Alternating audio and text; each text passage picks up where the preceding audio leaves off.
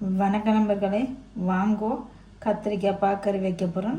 அதோட புலாக்கொட்டையும் போட்டு ஒரு பால்கறி எப்படி செய்கிறோன்னு சொல்லி இப்போ பார்ப்போம் வாங்க. அதுக்கு ஒரு கத்திரிக்காயும் கொஞ்சம் புலாக்கொட்டையும் உடைச்சி தோலை நீக்கி வச்சுக்கிறேன். கொஞ்சம் வெங்காயமும் உள்ளியும் எடுத்து வச்சுக்கிறேன். எங்கிட்ட கருவேப்பிலை இல்லை, ஆனபடியாக ஒரு தான் எடுத்துருக்குறோம். நாங்கள் எப்படி செய்கிறோன்னு சொல்லி இப்போ பார்ப்போம் வாங்க. ஒரு சட்டியில் தண்ணி எடுத்து வச்சுக்கு கத்திரிக்காயை பால்கறி தானே ஊற்றி போடுவோம். போட்டு செய்தால் அந்த மாதிரி இருக்கும். பாருங்க எப்படி இருக்குன்னு. இந்த தேன் கத்திரிக்காய் இப்படி வந்துருக்கு, இந்த கலர் கத்திரிக்காய்.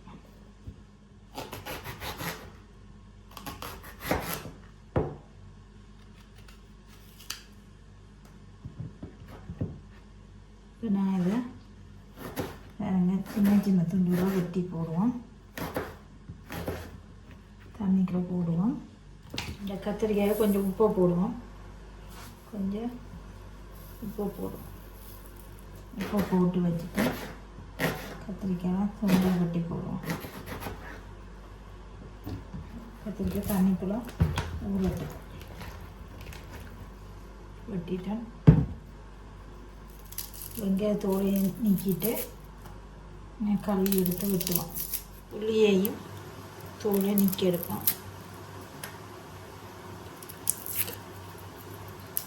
இந்த சட்டிக்குள்ளே தான் கறி வைக்க போகிறோம். கத்திரிக்காயை கழுவி சட்டிக்குள்ளே போடுவோம்.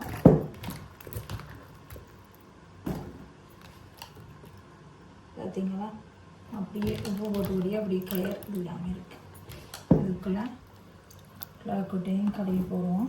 அதுக்குள்ளே வெங்காயம் உள்ளியும் கழுவி எடுப்போம்.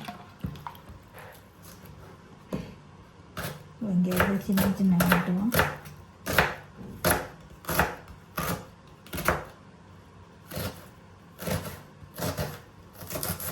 கொஞ்சம் வெங்காயத்தை நாங்கள் எடுத்து வைப்போம் தாளிக்கிறதுக்கு.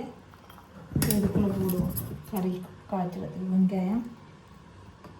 அதே போல் உள்ளியையும் வெட்டி போடுவோம். உள்ளியை வெட்டி போட்டுட்டோம். உப்பு போடணும். உப்பு கண்ணாடி பார்த்து போடலாம். கொஞ்சம் தண்ணியை விடுவோம்.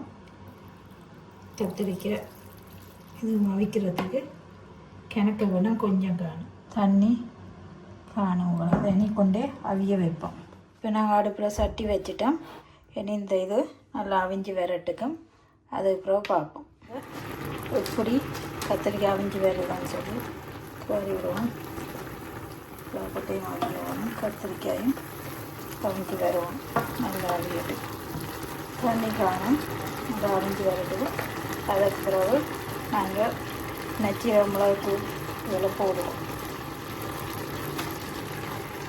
கத்திரிக்காய் நல்லா அவிஞ்சு வந்துட்டு இனி இதுக்கு கத்திரிக்காய் அவிஞ்சு நல்லா வந்துட்டு இனி இதுக்குள்ளே நாங்கள் வாசனை திரவியங்கள் போடுவோம். எடுத்து வச்சுக்கணும் வாசனை திரவியங்கள். இது மிளகுத்தூள் கொஞ்சம் தான் எடுத்துக்கிறேன். மஞ்சத்தூள், நச்சீரகத்தூள் இவ்வளோத்தையும் நான் இதுக்குள்ளே போடுவேன்.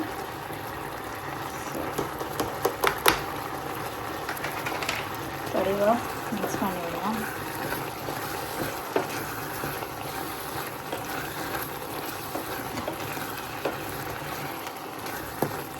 கத்திரிக்காயும் புலாக்கொட்டையும் போட்டு ஒரு பால்கறி.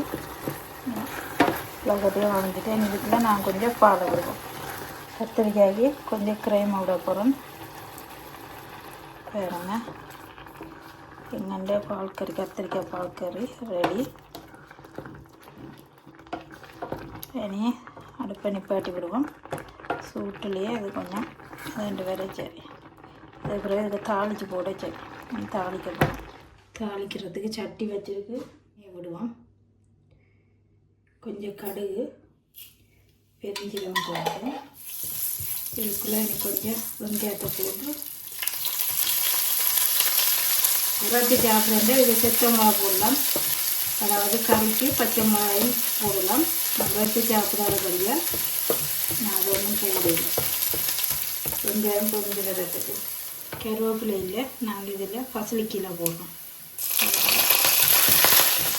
வாசமாக இருக்கும். கத்திரிக்காய் தாளிச்சதை போடும். அதுங்க தாளிச்சதை நான் இறக்குறேன். கத்திரிக்காய்க்கு